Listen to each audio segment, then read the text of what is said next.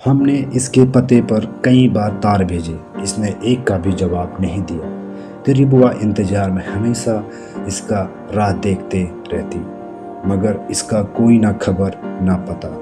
फिर अचानक 2 साल बाद आया और शादी का कार्ड दे रहा, मगर उस कार्ड में तुम्हारी बुआ के नाम की जगह किसी और का नाम छपा था। ये देखकर तुम्हारी बुआ टूट गई और हम सब हताश हो गए। जब उससे पूछा क्यों ऐसा किया, क्यों तूने मेरे दोस्त, तो कहता सॉरी मेरे दोस्त, मेरे घर वालों को मैंने अपने प्यार के बारे में नहीं बताया था और मैं जब दुबई चला गया तो इसी दौरान मेरे घर वालों ने लड़की देखी और शादी फिक्स कर ली। हालांकि मैंने फिर हमारे प्यार के बारे में उनको बताया, मगर क्या करते, वो भी शादी की डेट फिक्स हो गई। फिर इतनी बातें करने के बाद उसने तुम्हारी बुआ से सॉरी बोल के चला गया और शादी कर ली। अब तुम्हारी बुआ को समझाते समझाते 1 साल हो गए।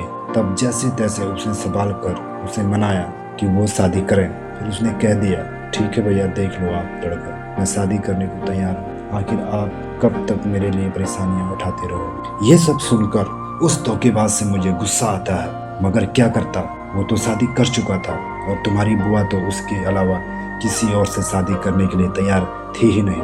मगर क्या करे, मजबूरी में किसी और से शादी करने के लिए तैयार हो गई। मैंने हालांकि उसको कई बार कहा कि तेरा मन अगर नहीं है तो तुम बता सकते हो, तो वो बोली भैया मन का तो था जो वो अब किसी और का हो गया, अब क्या पसंद क्या ना पसंद, हमारा पसंद ही हमें धोखा दे गया। ये सुन के मैं कितना हताश और क्रोधित हो गया था कि मेरी बहन को किस तरह निराश कर दिया उसने। बार बार गुस्सा आता है उसको सोच के, उसके बारे में जब भी मैं सोचता हूँ। मगर फिर मैंने एक अच्छा सा लड़का ढूंढने का प्लान किया और भगवान की दया से मुझे वो अच्छा लड़का मिला और अच्छा परिवार भी मिला और शादी कर दी।